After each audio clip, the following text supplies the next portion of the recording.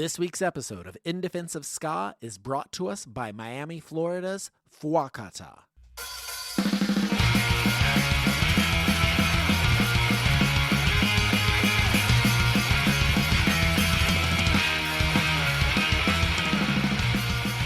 Fuakata formed in 2021, and they released their first EP the next year in 2022. Fuakata are ready to release their second EP titled Second Chances, and it drops April 1st. No joke. This 3-song EP takes listeners through the same ups and downs the first EP did, and in true Fuakata style, will surprise you with what comes next. What does Fuakata mean? It's Spanish slang for impact, kind of like boom or pow, onomatopoeia. Fuakata, check it out.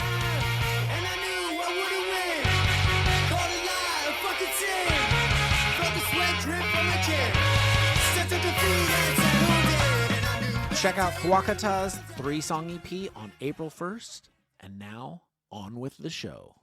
This month, we wanted to take a break from creating new bonus episodes to share with you one of our favorite bonus episodes. In January, we spoke with JER about the state of music and ska right now, and many of our Patreon subscribers told us that it was an excellent discussion and that they felt that everyone should have the opportunity to listen to it. So we're honoring that request. We're making the entire episode available to you. And I encourage you to sign up to the Patreon if you'd like this type of content and would like to hear more of it. All you need to do is go to our Patreon, which is /In Defense of Ska. We do monthly bonus episodes, and every week we do extended interviews and commentary, as well as getting those episodes early. You get them 4 days before everybody else does. Check it out. You will not be disappointed.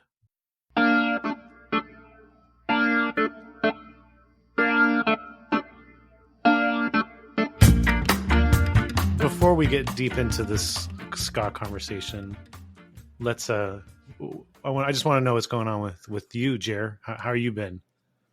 I've been good. I've been chilling. Really busy over the last year, but right now I'm in a moment of peace, and I get to just kind of like relax and get my life together. And relax isn't the right word because I'm still busy, but not as busy as being on the road all the time. So you had just gotten back from tour or something recently, right? Yeah, kind of like a combination of a lot of things. I teach drum corps now, and on top of marching band and indoor percussion. So I'm teaching a lot. I had a lot of audition camps that I was working over like the last basically 5 weekends before I left to go to the West Coast to do a weekend with We Are the Union, and then the Fishbone tour with JER, and then I came home for the holidays, and then we did MagFest. So truly, like every weekend since like 2 weekends before Fest, which was like basically the beginning of October, I've been busy like every weekend. I didn't even realize you were doing MagFest until you were doing it. I didn't see you talk about it at all. I posted about it, like not as much as other things I was doing, because Sure. MagFest is kind of one of those things where it's like no one just impulsively decides to go to MagFest because they saw an Instagram post of an artist that's playing. It's For sure. just like one of those festivals where it's like they have their built-in crowd of 50,000 people that attend. So like, Right. It's going to be a good time regardless. And I made some posts about it, but the algorithm also loves to bury posts about me doing live shows. And since I didn't like push that one as hard, a lot of people just kind of didn't even see that. Yeah. I did see some footage of what I think was your opening song for that set. Yeah. What was that song? 1985. Oh, any reason why you played that song?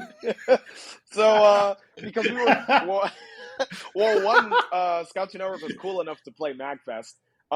But two, I've had this joke I've wanted to do forever, where when it gets to the stop of the song, we stop and then we play the whole set, and then end the set with "We Are Scouts Network, thank you, good night," and bring back Springsteen, Madonna, and then finish the song. So the whole set is really just like a long 40-minute bit.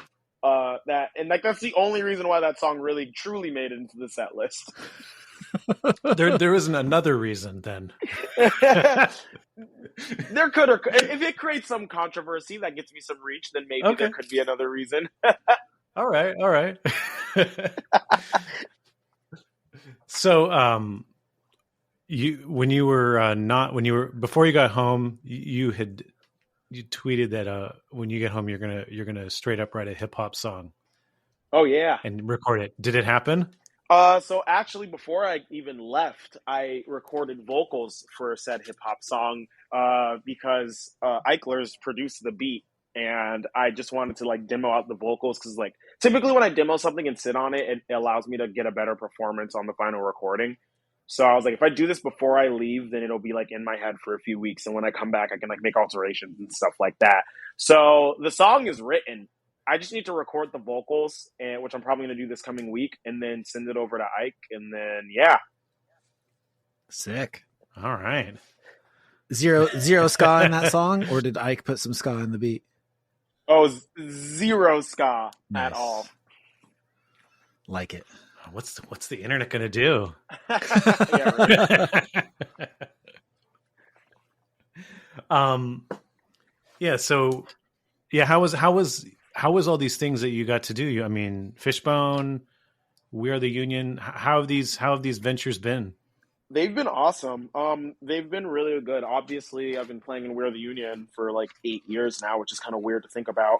But on top of that, I've been doing Scott 2 Network and JER shows. But it really felt like this year, but like also those run of shows in particular, felt like it's like you can finally notice things are growing. Sometimes when you're a band or an artist and you're touring, you're like, is my audience growing? Like every time you play a city, you get like 5 or 10, it feels like 5 or 10 new people and the room gets a little more full. But also when you're playing with different bands and stuff like that, it's really hard to tell, like, is it more full because more people listen to us, or is it because this certain band we're actually playing with has brought their own crowd? And in some cases, it's like obvious. Like at the Eve 6 We Are the Union tour, you can tell who was in the room for We Are the Union and who was in the room for Eve 6. So it's kind of really obvious. But for some shows, it's not as obvious. But with these runs of shows in particular, it was very clear, like, people typically don't move to the opening band, but people were moving at almost every show and like shouting the words. Like there was one show, I think it was Seattle, where I would have argued that people moved more during JER than Fishbone, which was really, really wild. Like, and if not more than as much, like there were like the JER crowd really showed up in Seattle. That's awesome. Did the Fishbone crowd, what did they think of you? I know, because I know from experience, I love Fishbone, probably one of my favorite bands of all time. Tends to be an older crowd. Right. Were they grooving to you?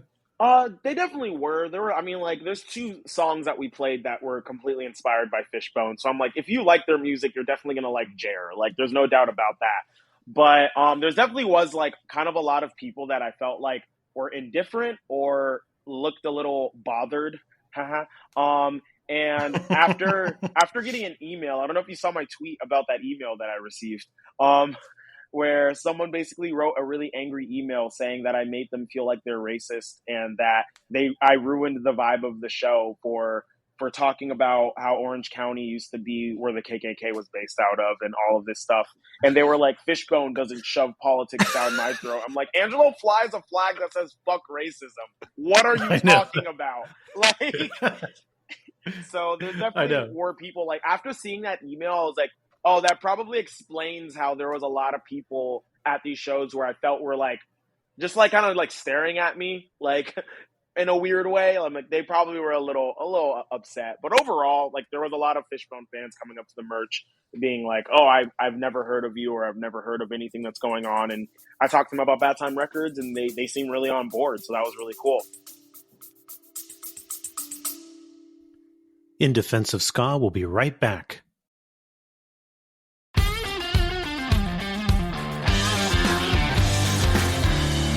Hey, this is Jack Sharkey, host of Between the Notes. Take a break from all the turmoil in the world and join us each week as we explore the magic, mystery, and beauty of music.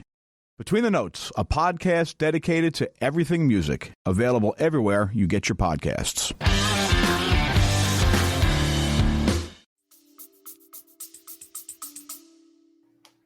Yeah, the photo, Adam took a photo of you and Angelo that I just thought was such an awesome photo. It really Yeah, captured both of your personalities. Yeah, I was glad to be able to snap yeah, that real quick. yeah. Thank you for doing that because I would have forgotten to get a picture with Angelo. Damn. Well, I was gonna get one on the last night, and he had left. So I'm like, well, I'm glad Adam took that picture because like Yeah. he had left before I got the chance to. Yeah. I mean, it was weird. Like So the other thing, so the go ahead. show that I saw in San Francisco, I mean, like, I feel like our crew represented pretty hard for JER. But almost to the point of like, there were definitely a couple people who were up front waiting for Fishbone to start. And they got immediately kind of won over by the chaos of you performing on the floor. There was an older guy off on one side. There was photographer Rob Coons from the Bay Area. He was there taking pictures. Some other random dude who saved your trombone from falling over and probably getting dinged up. But then there were people kind of standing who had just kind of come in, still had their coats on. And they were greeted by the chaos of everybody kind of dancing and taking over the front of the audience. And they were having a hard time finding their inner 16-year-old, I felt like. Yeah. Like we were really pushing on them. And I feel like they wanted to get into it, but like, you know, it was a weeknight. They just showed up. They're like, what the? Because like I saw a lot of smiles on people's faces, but also just kind of like shocked. Yeah, and I think like people, especially people like that, might be ones who don't normally ever go to shows. I feel like that's like Fishbone fans might not go to ska shows or go to a lot of shows like a lot of the time, you know. So to them, people moving like that might be really, really weird. Like, why are people doing that? You know, like it just kind of like blindsides them. But then there's also the fact that like a lot of people think of the opening band as like just a placeholder so people can like get in the room. Like people think opening bands are disposable. So it really blows people's minds in a lot of ways. And any way you can imagine that there's an opening band and like all of these people know their lyrics. And then, you know, it kind of puts them in a position of like, how do I not know this? Like, you know, sometimes people take that and be like, oh, I've been missing out. Sometimes people take that and they're like, oh, like, am I irrelevant? You know, like they may take it as like a positive or a negative, like a positive. Oh, I could be finding so much new stuff. There's new ska that's incredible. I haven't heard this. Or some people might just get like, oh, like I am I old? Like, oh no, like I'm out of touch or whatever, you know? So, and like that's two examples, but I feel like it can go many ways. So, like no one's ever expecting that type of like crowd for an opening band. And I think it's always really telling. And I love it. I love seeing people's faces being like, well, damn, I wasn't expecting that. Yeah. The other thing that was cool that happened this last year was that your record got you cracked into some publications that haven't really been haven't really been going with the ska thing. Like you didn't get a proper Pitchfork review. You got these are albums you should have been listening to or something like that, right? Yeah, it was like, well, the records you might have missed this summer, top records you missed this summer, something like that. Yeah, that puts you in the distinct category of being with me and Jeff Rosenstock for Pitchfork ska coverage. The Holy Trinity. The Holy Trinity. Yeah, it was a few other. I know Fantano did Catbite and a few others, but did your record, gave you a great review. So that was pretty cool to see. I mean, I don't know that like press is the most important thing in the world for the ska scene building, but it certainly helps paint a picture for people who are skeptical that there is real legit interest. Yeah, and I think that stuff is more important than some people might want to believe. You know, a lot of people are always like, why do you care so much about like this? Just do you? And I'm like, well, the reason I care is because like Anthony Fantano puts me on the top 50 records from 2022, and my Spotify monthly listener count goes from, you know, 30,000 to 80,000. Like 50,000 new people have listened to my music because of that. And like, you know, if you divide that up, that's like, that could be hundreds of tickets in each city. So now you have people who might have never heard of me going to my shows, and because of them, they might be the make or break of a tour going from barely breaking even to everyone getting paid thousands of dollars. And like, as they listen more and engage more, and like Fantano fans, I from my experience, are a lot more open-minded, probably because they're watching Anthony Fantano to find new music in the first place. But I've never had any negative experiences from them. I've never had them be like, "Oh, fuck ska," blah blah blah. Like, the comments are really nice on every video I've been mentioned. Like, no one's ever said like, "Why are you talking about ska?" And I think that's really cool that his fans aren't responding in such a negative way, the way like other people's fans might if they covered my music. But it makes a huge material like that. That's called, I guess I would call it social capital, and that social capital transfers into monetary capital in many different ways. Yeah, I noticed too when he interviewed me for my book, I was wondering when it went up on YouTube, it was just going to be fuck ska, and there was a few like, oh, ska sucks, or some of them would they just like to make fun of him, like they're just like in defense of Melon, or just like weird things like that. But then a lot of people are like, ska's actually pretty cool. I like ska. This is neat. Like way more of that than like making fun of ska. And I was like, oh, this is kind of cool. Not exactly what I expected, but yeah. Yeah, and I think it's because the more these types of sources talk about it in like a genuine like way. And when I say genuine, I mean like when you read like the Pitchfork and like listen to Anthony Fantano, you can tell that they weren't listening or reviewing it for the gimmick of ska. You know, I feel like there's some people like, you know, some publisher will put out, pick it up with the checkered trumpets. The 90s is back, and check out this wacky new thing you didn't expect. You know, like it seems very like clickbaity, like they really didn't pay attention to what was actually being said. But when the case of like Pitchfork, like I said, and like these types of platforms, you can tell that they sincerely gave it a chance the way they would any other music. And so people see that it's sincere, and people see that like Anthony Fantano isn't like gassing me up for no reason, trying to like, you know, be like, oh, like trust me, like he's not trying to convince anybody that they should listen because it's ska. Where some publications who might treat it as a gimmick is like the whole like title is like, trust me on this one, it's good. Anthony Fantano is just like, let's review it. I like this for these elements that are universal to any genre. That's why I like it. And like, I think because of that, you don't see a lot of people, you know, acting the way they do with other platforms. Mm-hmm. Yeah. So ska has been, you know, ska in the 90s has definitely been how people have defined the genre in the US for decades. And the idea of ska coming back gets discussed periodically, and it got a whole lot of discussion in 2021. The main things that got talking again was Jeff's album, and then my book, which came out like 2 weeks after Jeff's album. And then you were interviewed in a lot of those articles too. So a lot of those articles, I'm not sure how much they understood about the genre and how much they understood about the concept of ska gaining momentum.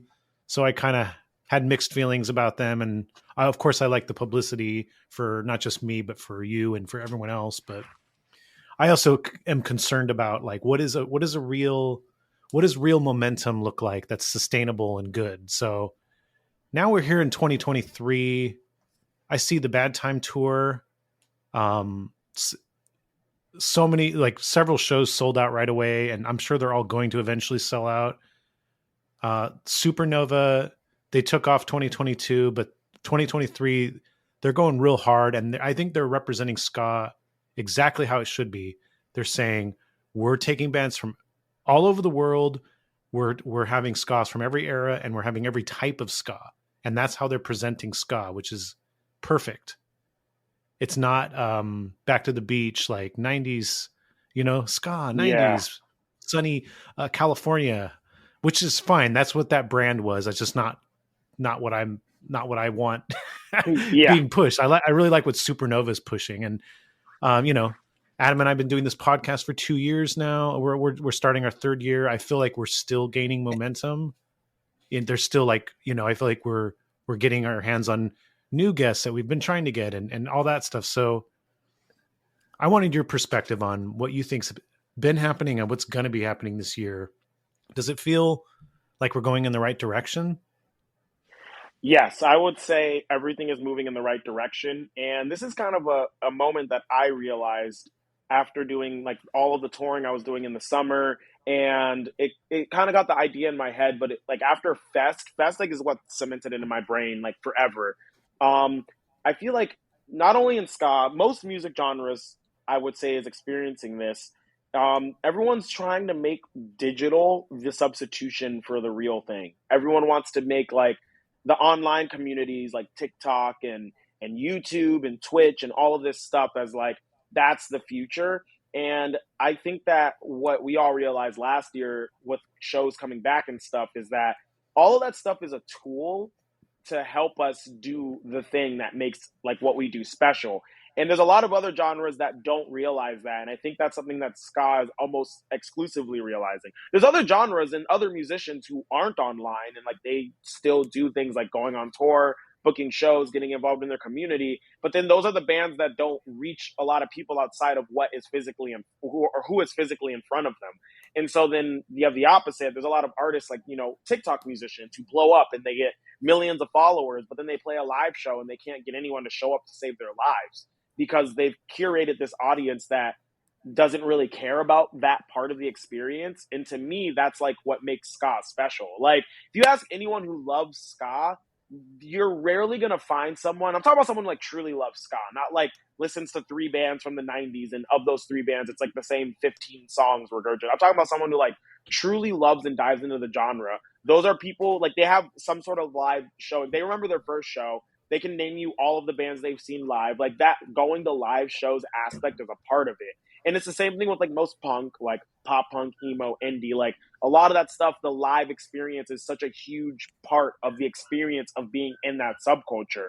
And so I think that's like kind of what is happening. And now that there is like enough momentum where we can sustain like a full US tour and we're reaching these markets and you know it's such a package no matter what part of the tour it is where it's a lot of people who might have been skeptical about going to see us alone with other bands they don't know are like okay like we're the Union Kill Lincoln and Catbite and like this other support band that hits hard like I have to go. And so I think that's like for the first time creating that accessibility of a live environment to people all over the country. And, you know, of course, as this does well, future shows will only do better and better and better. So I think we finally kind of hit that point where, you know, like the ska bands never stopped, as we all know, but it was financially like impossible to go on the road and to tour. And it's just impossible to do anything really as a band. Like so many bands broke up because of it. And then, you know, 2018 up until like the pandemic, it was like, you know, we were all doing shows. Like we were the Union Kill Lincoln Catbite. We did the same tour. And in Boston, we played a 75 cap venue and it took weeks to sell it out. Our Boston show is in a venue that fits like, what, like 500 people, I think, or something around there, maybe even more. And it's sold out, you know? So like there's a clear difference in like the support that ska is getting right now. And that stuff was also like, it legitimizes these bands. A lot of the times people like, would say like the thing like, oh, it's because like no one cares, like y'all are doing your tours, but like that's it. They're just like little small tours. And I'm like, we're outselling legacy bands. Like, you know, like our New York show sold out a venue that was bigger than the venue Less Than Jake played in New York. And we sold it out faster than Less Than Jake.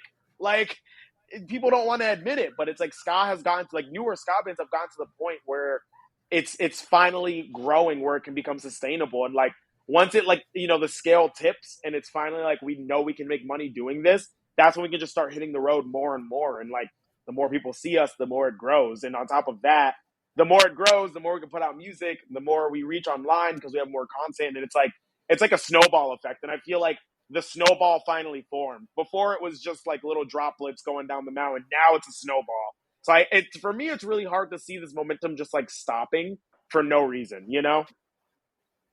Yeah, and I think the other cool thing, similar to getting like positive reviews, is that people watch from the sidelines. Oh, we're doing this tour; it's sold right out. So that's like, what's going on? What's going on over there with these ska bands? Yeah, and I think that might get some people to start checking these bands out and stuff that maybe they wouldn't have even considered doing before. But yeah. I mean, the reality is people see things happening and they see interest and it creates interest. I mean, that's just human nature.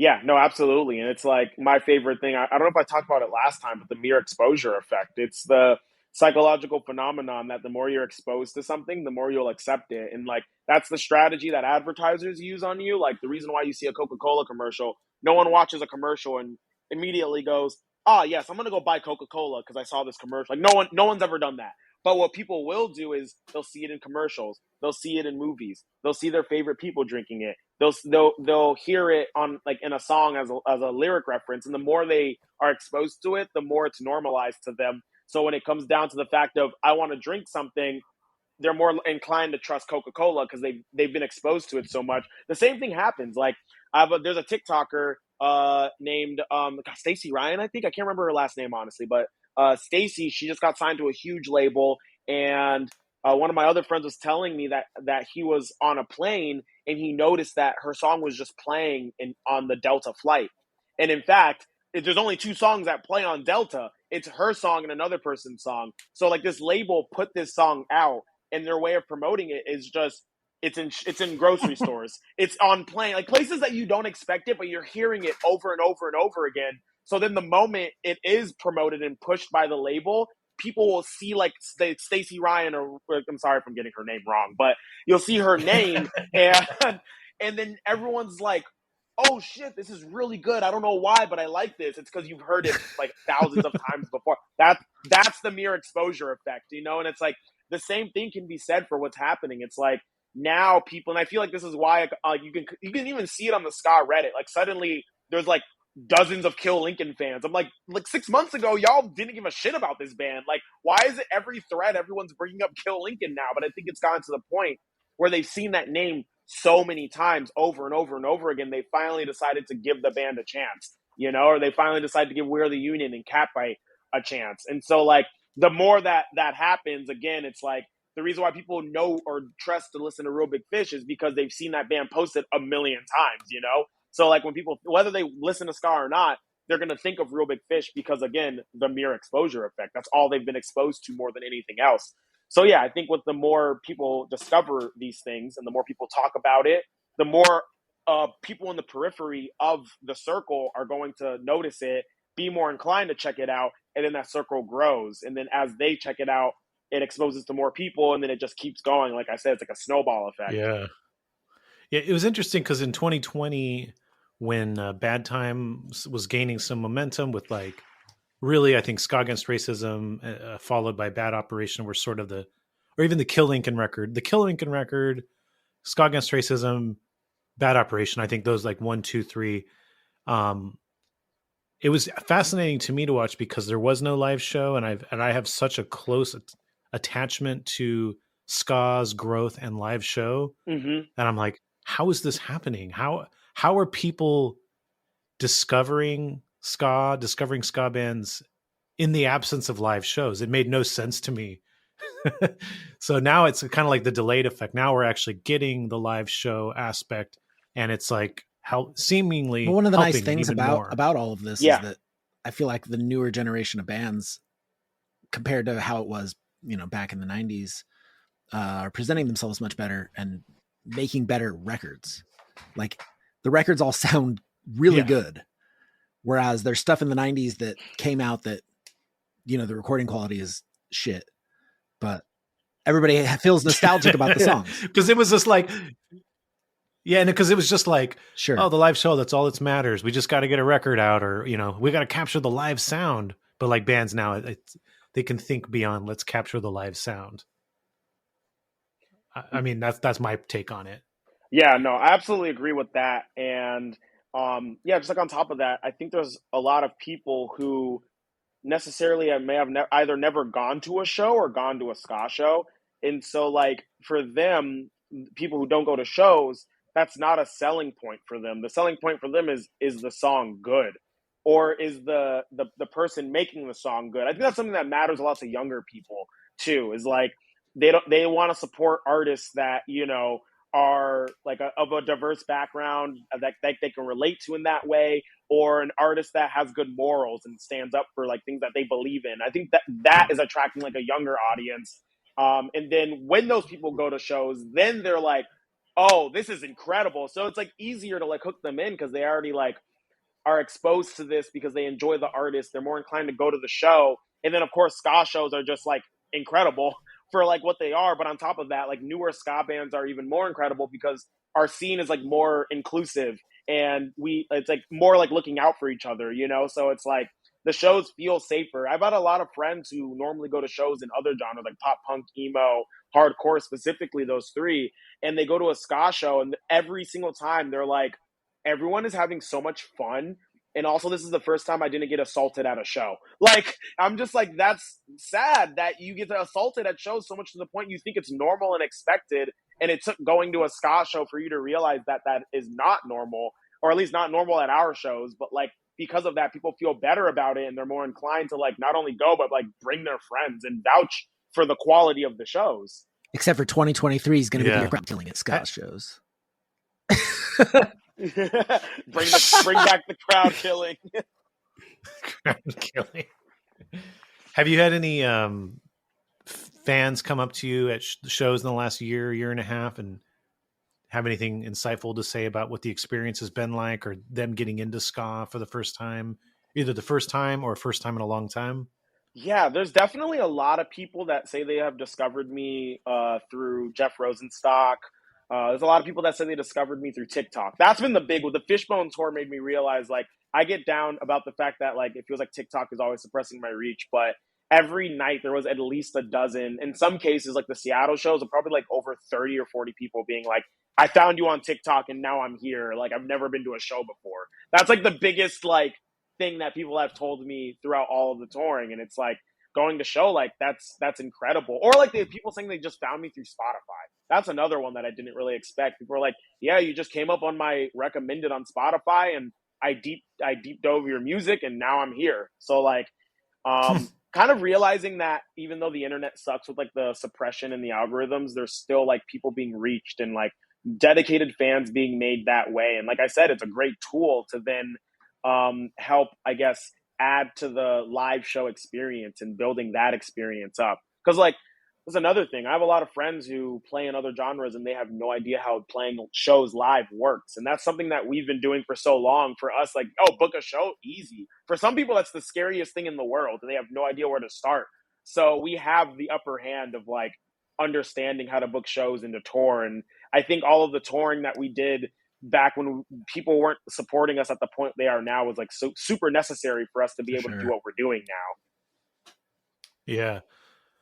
I want to talk a little bit about, so Chris and Ska Punk International, the Ska Punk International Festival and the bands that Chris has been bringing on, that's been kind of interesting for me to watch too, because I feel like Bad Time has kind of been the label, the bigger label that's sort of coming to define ska, but in this age, but Chris is kind of carving out something as well. And I think, you know, more people carving out like a segment of the scene, I think all works to build it up even more. Like, it's rad how much Mike does for Bad Time, but the more he's completely alone, I think that's maybe not the best situation. Yeah, I agree with that for sure. And that's something that I said back when, like, you know, in 2020, I was like, what we need is like a second Bad Time. We need another label that is willing to put the work that Mike is putting in, because, you know, like, no, there's no scene, no other genre of music has one label that is basically the defining factor of what's going on. Like, most scenes have multiple labels of all sizes, and that stuff is super important.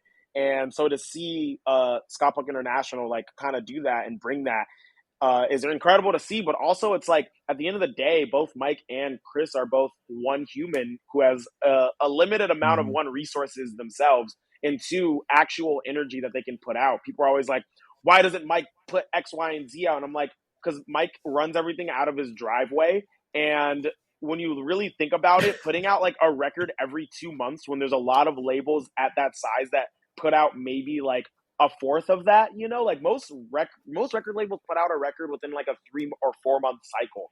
And the fact that like Mike is putting out all of these releases and doing all this stuff and like editing on his own, like he quite physically can't take on anymore. So like we can't expect everybody to just get signed to Bad Time, because it just can't happen. So it's like the fact that there was that initiative of being like, we need to have another, you know, another platform where other bands can really do the thing as well, then that's awesome. But also, unlike other genres, the ska scene is supportive of bands whether they're on your label or not, and I think that's really cool. It's like, you know, a song will drop or a tour will announce, and you'll see like a band that's not even on either label post about it. You know, it's like you'll see like, you know, like Half Past Two will post something and Catbite will like share it on their story. Like there's no incentive as a Bad Time band or for that band in general to share another band's post, but they do it because they just like the genre and they like the people. And because of that, it benefits everybody. It benefits the bands that aren't on a label. It benefits Bad Time. It benefits Ska Punk International. It benefits everyone who chooses to participate in the community. Yeah. You know why Mike is able to put out more records than some of these other labels? It's because I Adam wish. packs all his records I'm not there for him. nearly as much as I should be. Oh, you I should mean, be. Oh, that's so in nice a of you world to where feel I like you. didn't feel like I needed to earn money or raise my children, I would definitely be packing those records a lot more often.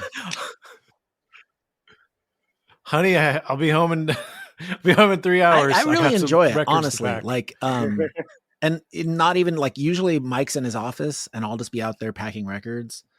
And sometimes I go on Instagram Live, but sometimes I'll just be out there just doing it. And literally just looking at all of my friends' records as I'm packing them. Like, I mean, I think that's probably the strength of it, is that Mike has curated great bands that I feel like all kind of like have a through line for. Like every time I pick up a record, like if I'm doing distro and it's like a bunch of different stuff, every single record that I pick up, I'm like, oh yeah, I'm stoked on this. Like, and I'm happy to see the art every time. And then like, you know, sometimes I recognize the names of the people on the labels who are buying, like the mailing labels who are buying these records. And it's exciting. It's like cool to see that like we're all connected. It's great. Yes. So Supernova. What's your take on Supernova? I said a whole bunch about Supernova, and you'll be at Supernova because Watu's playing. Yeah. But yeah, Supernova, I mean, I'm super stoked on it. I always thought Supernova was really dope. I mean, they've been doing it for a few years, and I remember seeing the lineup for previous years, and I was like, oh, this is like really cool. It's something that I wish I had like the means to go to or travel to in previous years. But seeing the fact that the lineups has been diversifying a lot more is incredible.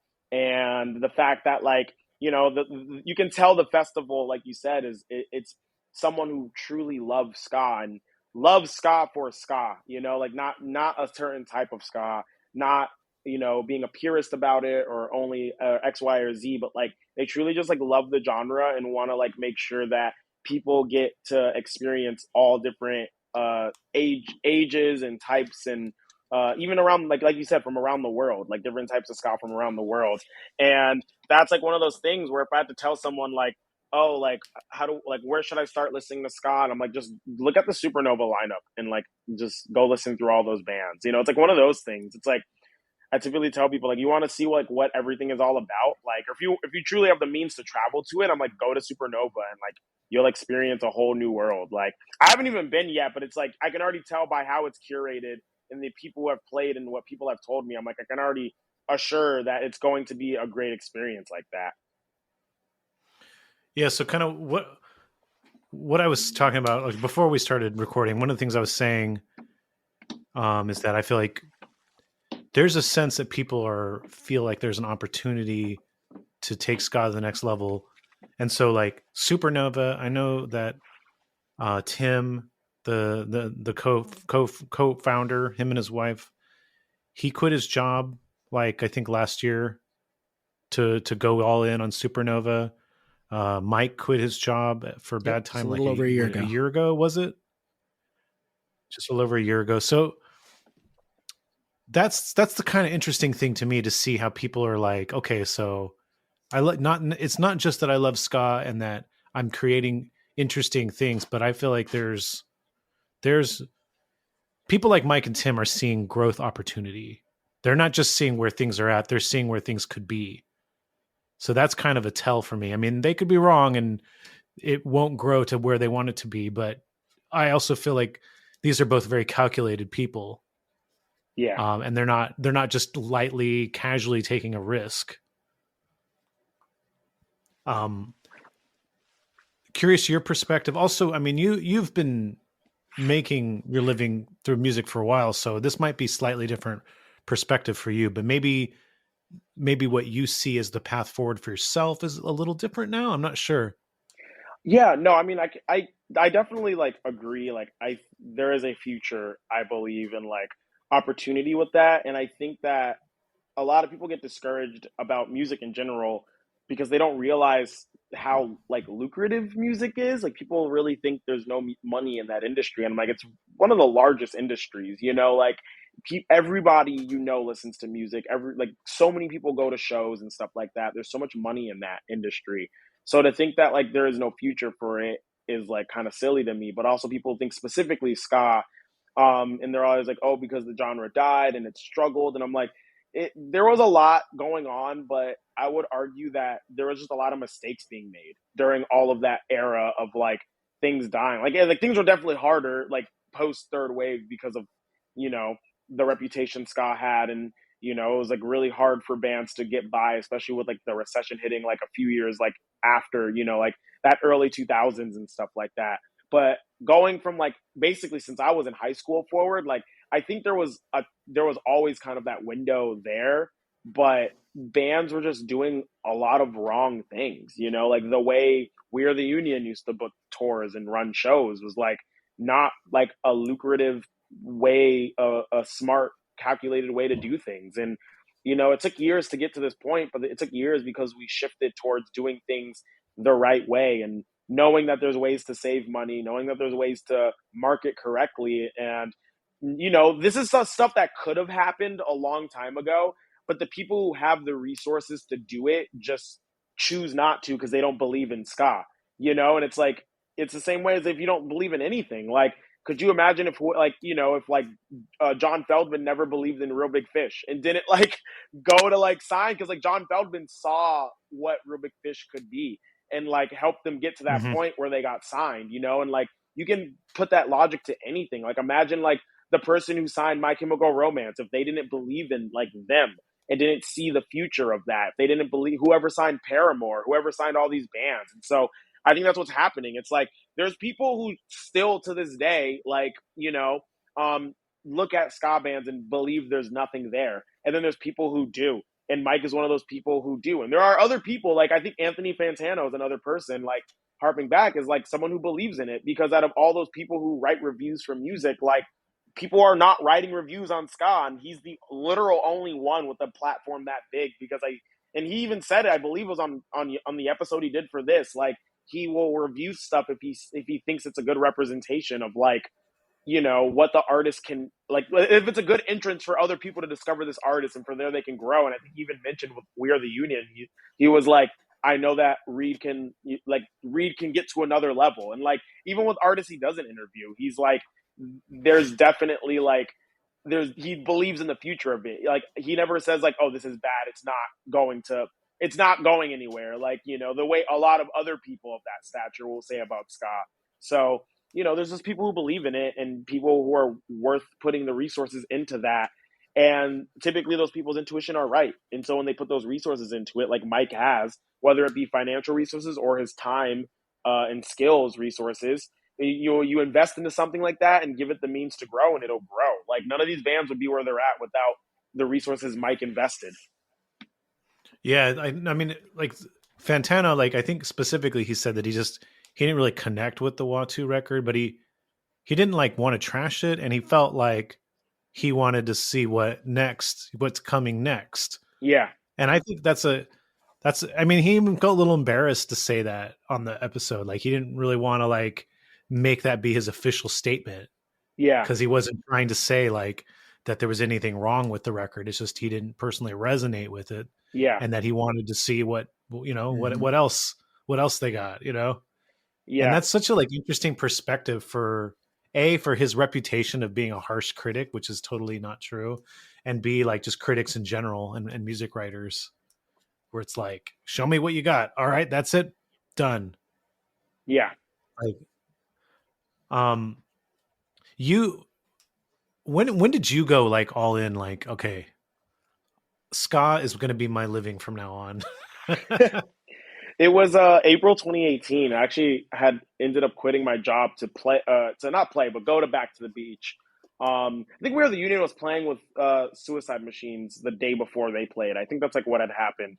And my job was kind of already getting annoyed that I kept taking like weekends off here and there. And I was like, all right, fuck it. I quit because I'm gonna teach all summer drum corps, and then I teach marching band after I teach drum corps, and between that and Scottsview Network, I should be able to survive. And then by the time I finish, because like marching band and drum corps is like they're both seasonal, so I don't really teach nearly as much or make as much money in like the teaching world from like November through May. And so during that time, it's like I need to make sure I make enough money. But by the time marching season ended, I was making like 3 to 4 times the amount I was when the marching season began through Scottsview Network. So like yeah, and like that was like another thing. It's like me quitting my food service job is what allowed me to put the necessarily like time and energy that I needed to into Scottsview Network, which like was what made it pop off. You know, it's like it's straight up work. Like I'll sit on my phone for 2 hours just working on posts. I'll like record and then edit, you know, like for hours. Like most of the time my work day is like 10 to 11 hours. Yeah, I feel like if there's anyone that's sort of pre or it was like the predecessor, if you will, to what's happening now, I feel like it's you. Like you were the first one to start really broadening the representation of ska. Ska Tune Network videos were finding their way into like a lot of people's feeds who were not necessarily searching for ska Mm-hmm. and not necessarily totally open to ska either. Yeah. And so I kind of feel like that was like sort of the first the first step, if you will, to like some of the eyes being open to like new artists, even if it was just beginning with cover videos.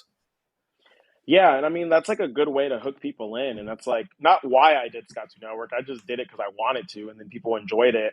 But I definitely remembered seeing that, and I'm just like, okay, like if I was someone and like did this, like you know, like people have this expectation of ska sounding an X, Y, and Z way. So like, what if I like covered this song they necessarily didn't think like Mr. Brightside, the one it just went, you know, kind of popped off on TikTok and Twitter this week, and I just like reposted it, and people are always like, "Oh my god, like I didn't expect this to work this well," and I'm like, "Well, that's what happens when you take like the good elements and take a good song and arrange it well." You know, it's like a lot of Yeah. the and like I've listened to people's criticism about the genre, and most of the time it's criticism that isn't really even accurate of the genre in the first place. So I'm like, I don't even need to like show them anything wild from the genre. I just need to show them like a cover that doesn't do the things that I already don't do of a song they know and already want to hear.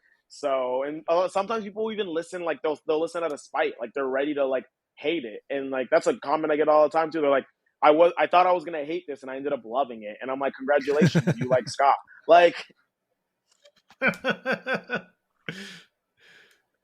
How do you think the the larger online scene has changed a little bit? You know, I think the used to be a pretty big cesspool of like ska hatred. I think there's a lot more of us on these sites now loving ska and kind of pushing back against some of the hatred, but there's still people just hating ska just to hate ska or to like get engagement.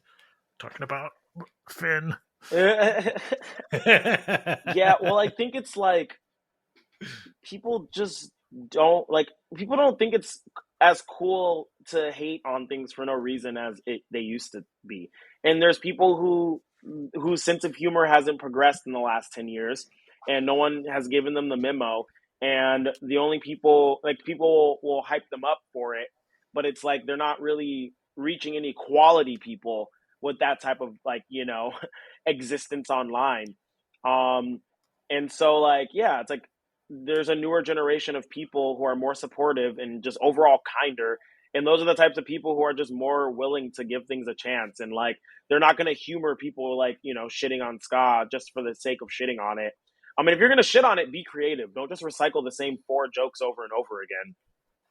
Yeah, I mean, there's nothing wrong with like joking around about music and genres. It's just like usually like people joke around about genres from like a place of being a fan, and you know Yeah, you tease the ones you love kind of thing. But it's like a lot of the ska hatred people are, they don't like it, they don't love it, and they have nothing interesting to say about it. yeah, And that's what, like, I think that's the thing that annoys us. Isn't like, oh, don't you dare make fun of ska. It's more like, you know, have something to say about it that's actually funny and yeah. like shows insight into the genre.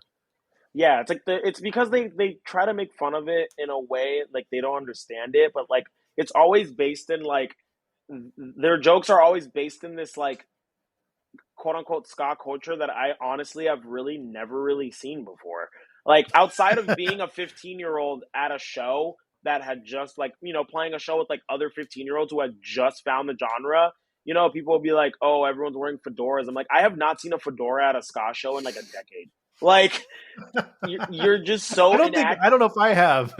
even like and I made that realization when we were on tour with the Real Big Fish. I was like, huh, I'm 3 weeks in this tour and I haven't seen a single fedora at a Real Big Fish show. And the people are always like, oh, ska people dress and look like this. I'm like, name a single ska person who actually, like, I've never seen a ska person dress in like this way that people, it's like people are like, oh, ska people act this way or whatever. And I'm like, who are these ska people you're talking about? People will be like, oh, like ska fans are like racist. And I'm like, literally, like, of all of the music scenes that I've been in, this is the literal least and last any signs of racism I've ever seen. Like, I've literally been called slurs at many other genre shows. Why aren't y'all like going after them for being racist? Yeah,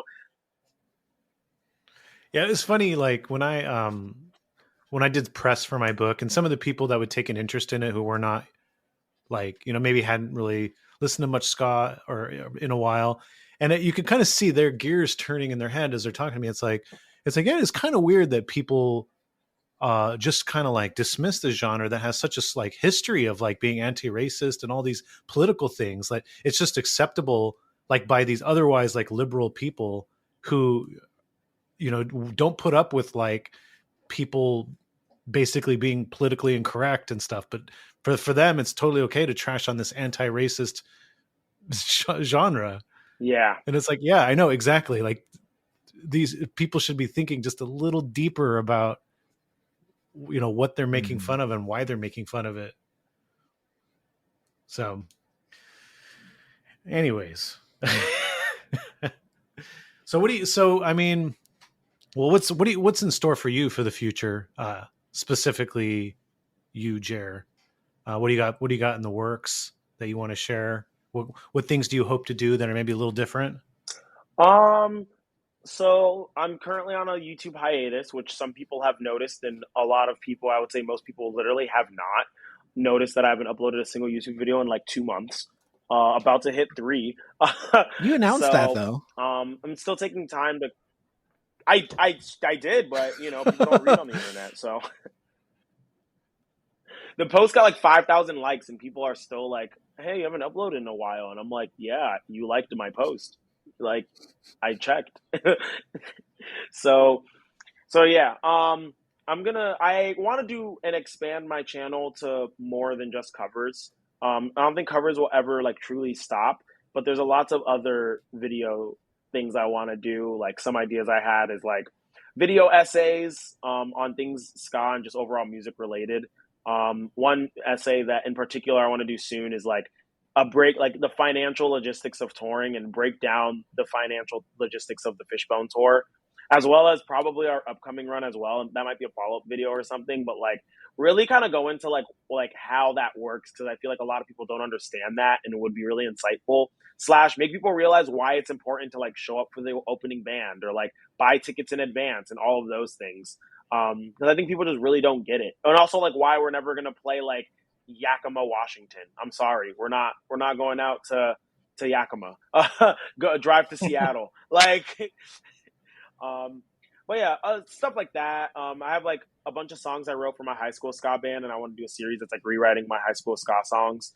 I think that'll be like really cool and fun and kind of show people like a little history about me as a musician, but also like show how I've grown as a musician and like all of the things I've learned and like kind of like the things I found I was doing well, and just it'll be overall fun and get people some new music. And also just I'm working on a lot of new music, just in general for like many different things. So I don't want to spoil too much about that, but yeah, that's pretty much it.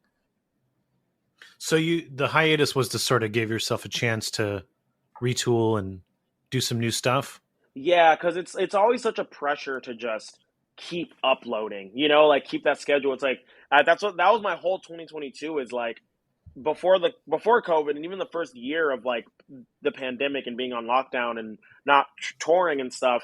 I would always be at least a month ahead. Like I would have an upload hit YouTube, and then I have 4 more videos ready to go. And then there got to a point where there was like I had 12 videos ready to go at one point, and it was like, yeah, I could do nothing for a week, and I'm still going to be like 2 months ahead, which is dope. And then it got to the point where I was barely keeping up with uploads. Like I was missing like certain weeks, you know, to go like every 2 weeks to uploading. And then it got to a point where like Fest hit and I had no uploads really ready to go. And then in November I got strep throat, and then I got a tonsil infection immediately after, and I just couldn't play my horn for almost a month. And it sucked. And I was like, I could stress myself out by like trying to get caught up, or I could just like take a hiatus. The algorithm hates when you're like uploading inconsistently, so I'm like, it'd be better for me to just not post at all and maybe like re-upload shorts to like or reel or TikToks as shorts onto YouTube. Like that's probably the more viable option than it is to try to hop in and upload sporadically and drive myself, you know, wild trying to keep up with that. So yeah, it's taking this time to just like get things sorted, get my like house all like fixed up and stuff, get like my workspace reset and my brain reset, and then I can like hop back into like creating a lot more content and Do you think you'll stockpiling ever start that. shooting videos in a different place in your house? Or do you think you're stuck with what you've got? Because now you don't have any roommates anymore, right? Yeah, I don't have any roommates. I've thought about doing it in my living room, but the only thing that deters me from doing that is my living room is my space of I don't want to think about working. And if I like make that into that, then it'll be like I truly have nowhere to go in this house because my house is small. It's like the bedrooms, and then it's the living room, dining room, and then the kitchen. So it's like as far as places where I can just exist, you know, like my living room is like cozy, and it's the only place where I don't associate it like fully with like the stress of working. Yeah. And I kind of want to keep it that way. Plus, like my room is full of so much stuff, and like it looks like a good backdrop really cool, for so what you're doing. yeah, I do want to like try to find a way to make my videos more than just, you know, the simple cuts that I do. And there was a period, like if you look at, I was like going through like showing Emily a bunch of old like Scott Network videos, and I was like, I used to really take the extra step and do like skits before videos, and I used to like do, you know, like sometimes go film videos like on the street or whatever, you know, like cool things like that. And part of why I don't do that anymore is because I've been so like barely keeping up. But also another part of it was like, oh, like if I put work into a video, like the Goldfinger cover, reverse cover was the video that did it for me. Like I put like 3 weeks into that video, and initially it flopped. It did horribly. Now it's actually like my most consistently watched video just hit 100K. My only video in the last 3 years to hit 100K views, which is fun. And so, yeah, I think that going forward, I want to try to start doing more than just the regular cuts, kind of somewhere between like an official music video and like a regular video. Like I've wanted to do Ocean Avenue and kind of like recreate the video, but go to Jacksonville where Ocean Avenue is, and I'm just like running down Ocean Avenue. Like that's an idea I've had for so long, and it's like something I could easily do in one day. And I think it because of the nature of like I went to a place that people might think is really far when it's literally like an hour from me. Like that alone, I think with like a popular song, it would do really, really well. So that'd be rad. Is there anything else that's been happening in the last year and a half, or like to be happening that seems interesting to you in regards to ska and the ska scene that we have not yet discussed? I I feel like I don't know anything that's like really confirmed or anything like that, but I really feel like there's like a moment of like writing on the wall. There's definitely like eyebrows being raised and stuff like that, and I feel like, and this is mostly intuition. I'm not entirely sure because I don't know anything confirmed, but I feel like there's going to be something really big that happens with like a ska band at some point in the next like 2 years. Like something huge is going to happen. Like something like people like no one's expecting. Like whether it's like a major label signing a band or like I feel like there's just too much. Like there's too many bands that get on these huge labels that quite literally are not successful in that way, but they get these chances. And I'm like, yo, if we're like doing like a full US tour and selling it out and selling out rooms that fit like up to 1,000 people, like at this point, if you're a major label and you're thinking there's not something special happening in ska, you're simply a dumbass. Like there's no other way to put it. Like you're sleeping on gold, and obviously there's like no one here scooping up that gold and that investment. And any smart business person would take advantage of that from a capitalist standpoint alone, which is not what I agree with, but like just from that alone, like if you're signing these bands that are doing 1% of what we're doing, then why aren't you like hopping on the chance to sign literally any of these bands that are proving themselves time and time again? So I think it's just going to become obvious within this next year. Like it's obvious something special is happening. And I think once we get on the road, that's when it truly becomes obvious, when people start to see the pictures and video and stuff like that. So, once that hits, I think from then forward, it's going to be like something big has to happen. It's like inevitable. Nobody listens to ska, JER, and it's a dead genre. Oh yeah, you're right. Something that's totally left field that could happen is like a Latin pop artist could release like a ska single that blows up. Like, yeah, I can definitely see that happening. Like Bad Bunny had a ska song. Yes. It wasn't one of their best songs. I think that was part of the problem with that one, but it did well. I mean, yeah, you can imagine like another artist like that, where it's like, because that music's so much more part of the culture in a more seamless way.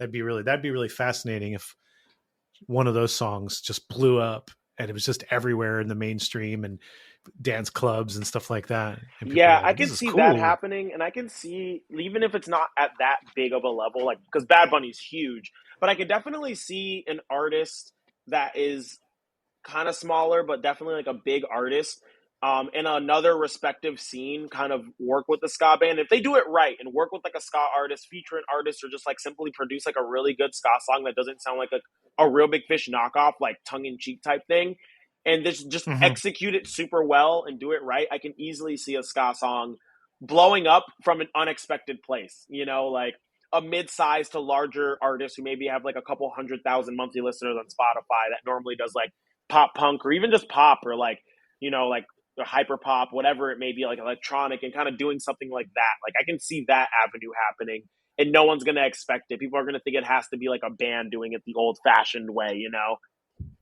Yeah, you're right. Actually, 100 Gex. I mean, they haven't even released their album yet, and they've already released several ska songs or ska-ish songs. Yeah, like they seem like they're going even further in that direction, and that they're so popular. I mean, they're not exactly mainstream. They have like a weird, like, I don't know how you classify them. They have a big audience, but they're kind of in this odd, bizarre category at the same time because they're so strange. Yeah, no, but, absolutely. The one thing though, one of the big things happening this year that I'm really anticipating is the release of the new Omnigon record. Oh, yes. Going to blow the fuck up. Absolutely. I'll make them care. I've done it before. I'll do it again. Alrighty. Anything else anyone wants to add to the conversation, or are we out? I think we're good. Yeah. Adam, JER. Okay. Yeah. Okay, I'm about to stop recording now.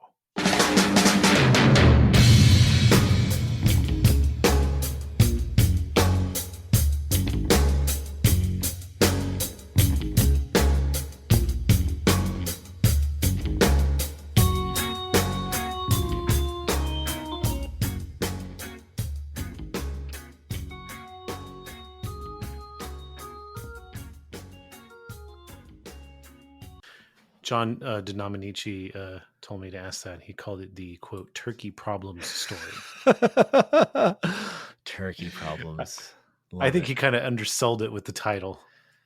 Yeah, for sure. That's a wild ass story. I didn't think that we were going to be getting into that, but here we are. So I met Chris Farron in LA. Yeah, how'd that go? In December. Well, it went great. And actually, that's what we talked about in the extended interview. Oh. Yeah. So. It was, well, you'll hear if you have a measly $5 and you sign up for the Patreon, you'll hear, because I didn't exactly know who he was at first. And I learned through the conversation and I played it off cool. And I admitted it to him on the bonus stuff. Oh my goodness. You want to hear? Yeah, it was you want to hear Aaron at his most humble? You better tune into the Patreon. Hey, listen, really though, Patreon's just a way of voting with your dollar. It's just a way of saying, hey, I care about this thing. I'd like to see this thing keep happening. Beyond telling a friend about it, beyond listening to the show, it's just one extra step. You just sign up for it. You get the bonus content, and then you go on your merry way. Okay. Easy peasy. You peasy. get the content early. Yeah. Listen, you've probably got memberships to things that you haven't bothered canceling yet. They cancel that shit 4 times more expensive than our Patreon. You're probably blowing money left and right. Oh, I meant to cancel that. I should have canceled it last month. Hey, this is your reminder to go cancel all that other stuff that you don't use and subscribe to the In Defense of Scott Patreon for a fraction of the price. I just saved you money, basically, is what I'm saying. Yes. Who do we have on next week? We have a delightful band called The Hooters. The Hooters? You're going to want to listen. Yes. Not the restaurant. The rock and roll band that started as a ska band.